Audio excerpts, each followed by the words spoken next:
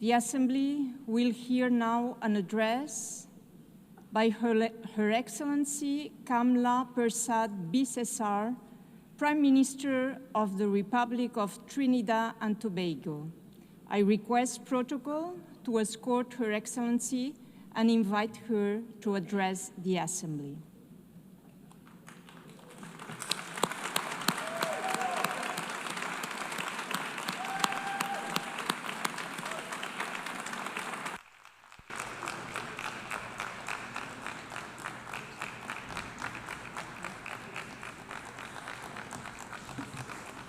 Thank you all very much. Thank you.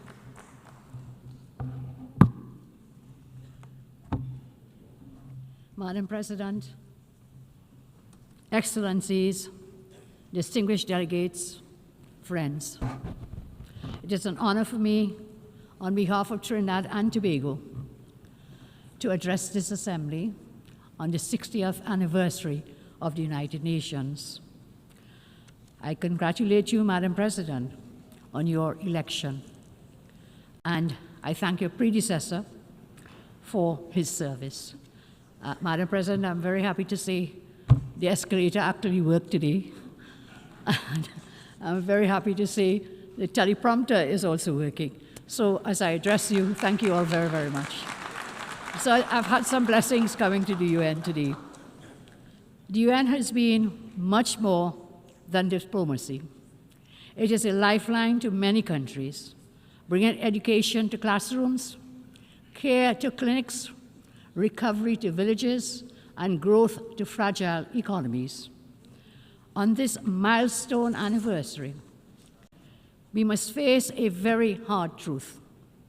The spirit of multilateralism is under strain, the effects of which has begun to undermine the foundations of stability and peace. Trinidad and Tobago confronts conflicts that seriously threaten our stability and peace. The notion that the Caribbean is a zone of peace has become a false ideal.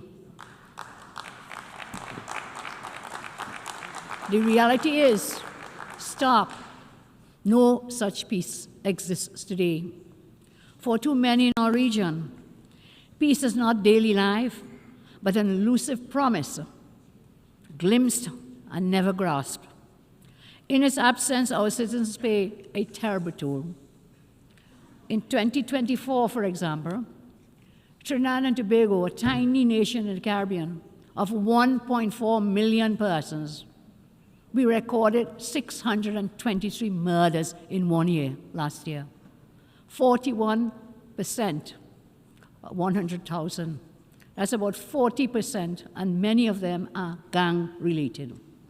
So the reality is, being a zone of peace is still an elusive dream that we're pursuing. In the last 25 years, we have had over 10,000 murders, which is equivalent to losing 1% of our adult population. Across Latin America and the Caribbean, homicides range from 20 to more than 60 per 100,000. President Trump's comments on the effects on countries of relentless narco and human trafficking, about organized crime, illegal immigration, are correct. Countries are not only defined by geographical borders, but also by cultural identities, religious beliefs, ethnic compositions, and, of course, legal structures. That is why, through legal immigration, persons are allowed entry because they fulfill the criteria to integrate into the existing population and to add value to their own lives as well as their adopted society at large. However, illegal immigration neglects all checks and balances and will only create long-term disorder, as most illegal immigrants will not be able to assimilate into their adopted societies.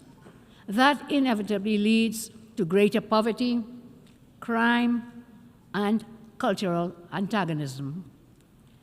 This, then, is not phobia. It is not hyperbole. it is simply the stark, naked truth. Small countries like mine, Trinidad and Tobago, suffers from illegal immigration because of the recent increased protections at the U.S. southern border. Illegal migration of drug cartels and criminal gangs have been rerouted in the Eastern Caribbean, which is where my country is located. It is driving increasing gang violence, drug arms, and human trafficking. Efforts to repatriate illegal immigrants from Trinidad and Tobago from recent times has proven very difficult. Criminal syndicates are abusing asylum requests for refugee status. Therefore, Trinidad and Tobago is particularly grateful for the U.S. military presence in the Southern Caribbean. This has been very effective in inhibiting the innumerable activities of drug cartels within our country. While there have been objections to the U.S. military action against drug cartels in the Southern Caribbean, some objections from some countries, I state today, Trinidad and Tobago reminds the international community that unless forceful and aggressive actions are taken, these evil drug cartels will continue their societal destruction because they believe affected nations will always unreservedly subscribe to morals and ethics and human rights and values, which they themselves blatantly flout. They do not adhere to those, and therefore we will fight fire, within the law. That is why we willingly supported the International Security Alliance announced by U.S. Secretary of State Marco Rubio, involving the U.S. and several countries in South America, and of course including Trinidad and Tobago, to combat drug trafficking in the hemisphere. Trinidad and Tobago, I say, is very committed to contributing our resources, as scarce as they may be, and our capabilities to this alliance, in line with the theme of this year's General Assembly, Better Together. The United Nations Office on Drugs and Crime, in its 2025 World Report, makes a very true, unmistakable fact very clear. The global drug economy destabilizes institutions, corrodes democracy, undermines development. That is a war without borders, measured in murdered children, measured in broken families, and measured in stolen futures. The cartels and the governments that enable them are taking us for fools. If left unchecked, gangs could replace governments, and states may stand in name only, but collapse in substance. Nowhere is this warning more explicit than in Haiti, our CARICOM neighbor, where armed gangs, political collapse, food insecurity have converged to overwhelm democracy and to create a protracted emergency. Today, Trinidad and Tobago wants to commend Kenya for leading the multinational security support mission in Haiti.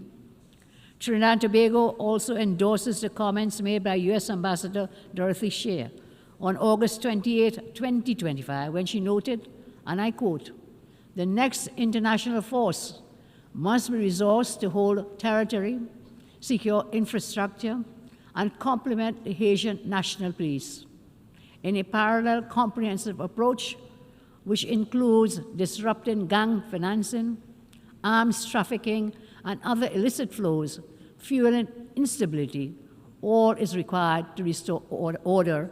All is required to restore order in Haiti." As member states, consider the form of greatest support as we urge the international community to support us, to support the United States, to support Panama's proposed gang suppression force, to allow the deployment of 5,500 member force to subdue the gangs and restore order in Haiti. The theme before us, as I said before, and we all know for today, better together. We go from principle to practice. This principle, better together, is not just a slogan, it is a call to action. It signifies the collective effort required to combat transnational crime, to uphold democracy, and to restore peace and security in our nations. Therefore, despite being a very small country with limited resources, we are committed to sharing the burden with the United States, with Panama, and all countries willing in assisting the gang suppression force to bring some semblance of peace to Haiti. I turn now to the climate agenda. This week, the climate agenda has been at the forefront of many speeches. I say with the greatest of respect, the antagonistic approach adopted by some climate activists towards the implementation of their climate agenda sometimes does more harm than good. Developed countries, I say with the greatest respect again, can't or should not force-feed a climate agenda onto developing countries and blackmail them into cooperation. We cannot proceed in that manner. That is exactly what has been happening, where the access to financial systems, media platforms, new technologies, and development funding has been weaponized in order to coerce, to force compliance with some climate goals. What adds insult to injury and to injustice is that many of the same developed nations actively supporting the imposition of aggressive climate agenda, an aggressive climate agenda, actually achieve developed nation status and prosperity through highly environmentally destructive and polluted industries in the many decades gone by. While there is definitely a space for renewable energy, the fact remains that fossil fuels are still essential for our continued survival. It cannot be ignored that the thousands of products created from fossil fuels, essential for daily life, cannot be produced economically in the quantities required from other means to satisfy the current world population. Trinidad and Tobago commits that we will, within reason, support actions to protect the environment for future generations. However, independent nations must be free to create a climate policy which is crafted to balance their development goals and poverty eradication with policies dealing with environmental protection. In my respectful view, this balance is a pragmatic necessity for food security, for civil order, and for economic growth. As we progress, Madam President, into a multipolar world order, where power is diffused across regions, it will be impossible to coerce all actors to adhere to the current climate agenda being advocated. Trinidad and Tobago will not adopt unbalanced and unreasonable imposed climate practices that will simply lead to the exploitation of our jobs, lowering our standard of living, and stunting our economic development, punishing our people into poverty, while many larger countries completely ignore their responsibilities. Our country, Trinidad and Tobago, the United Nations, we have always been unwavering in supporting through the various crises and empowering our citizens through UNICEF, through UNDP, through ILO, through UNESCO, and UN Women, and we want to thank the United Nations for those initiatives. In return, we have sought to repay that trust by advancing the proposal for the International Criminal Court in 1989, by introducing Resolution 6569 on women and disarmament, and we also signed up very early the Non-Proliferation Arms Control in 2010, and we signed the Arms Trade Treaty early in 2013. In my own country, regarding that the children are our future, knowing full well that their survival, their resilience, and their sustainability will continue our nations forward, as in all nations. And so we created a Children's Authority. We created a Children's Life Fund. We expanded early childhood education. We ensured a trailblazing adherence to the MDGs, especially when it comes to education, proving that even the smallest nations can align domestic products with global ambition. As we now mark the 30th anniversary of the Beijing Declaration, we reaffirm that women and girls must be equal partners in peace and sustainability. Just as we call for in our 2010 resolution, we continue to champion their empowerment, knowing it is essential to global progress. Our commitment to the United Nations is clear, and our voice is steady. For 63 years, we have upheld the rule of law, championed human rights, strengthened international law, and we have never been silent in the face of injustice. And this is why Trinidad and Tobago sought support to become a non-permanent member of the United Nations Security Council for the 2027-28 term.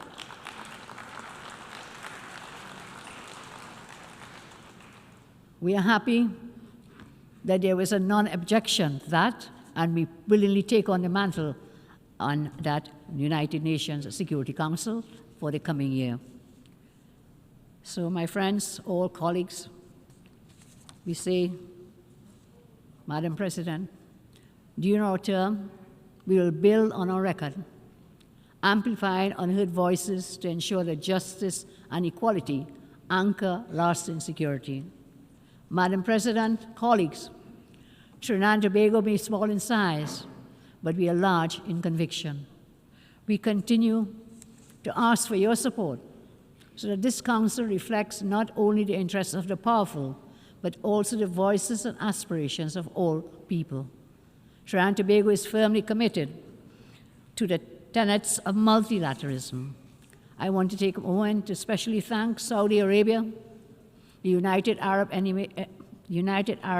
Emirates, Qatar, Turkey, Kuwait, Bahrain, Ghana, and all others who have been actively working with us to increase cultural and economic cooperation.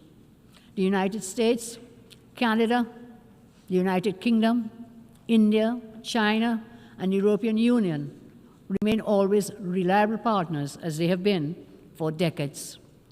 On this 63rd anniversary, let us agree to strive for greater cooperation, to strive for more openness to respecting free speech, and also at the same time respecting dissenting opinions. Over the past decade, there has been an inclination to cancel views that are not fashionable to dominating narratives. Today I ask, let us pledge to listen to each other with an objective mindset. Peace and progress can only be fulfilled through honest, sometimes uncomfortable decisions, and this is the place for that. This honest communication is even more important, as I said, in a multipolar world order, where military and economic power is now disseminated across the globe. Madam President, Trinidad and Tobago commits to the work of this body, not for conquest, not for power, but the sake of all humanity. I thank you very much, Madam President. En nombre de la Asamblea. On behalf of the Assembly, I thank the Prime Minister of the Republic of Trinidad and Tobago